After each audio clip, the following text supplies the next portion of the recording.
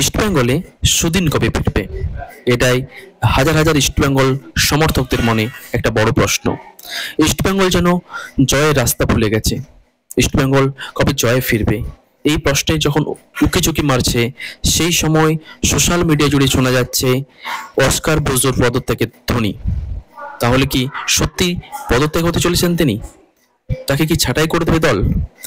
এই মুহূর্তের যে খবর উঠে আসছে, ক্লাবের কোনো রকমই ইচ্ছা নেই অস্কার ভোজনের সঙ্গে সম্পর্ক ছিন্ন করার। কারণ এই হারের দায় একমাত্র কিন্তু কোচের নয়, ইস্টবেঙ্গল টিম সিলেকশনে অনেক রকম গলদ রয়েছে।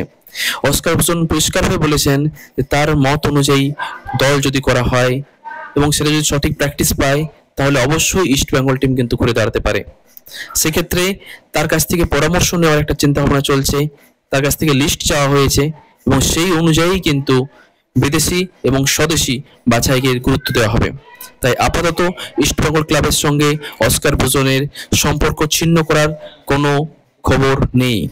ইস্টবেঙ্গল অস্কার ভোজনকে সামনে রেখেই দল গড়তে চাইছে। এক্ষেত্রে দেখার ইস্টবেঙ্গল ঘুরে দাঁড়াতে পারে কিনা, ইস্টবেঙ্গল আবার জয়ের রাস্তা ফিরতে পারে কিনা, ইস্টবেঙ্গলের গৌরব অধ্যায় আবার ফিরে আসে কিনা, সময়ই তার উত্তর দেবে। ধন্যবাদ।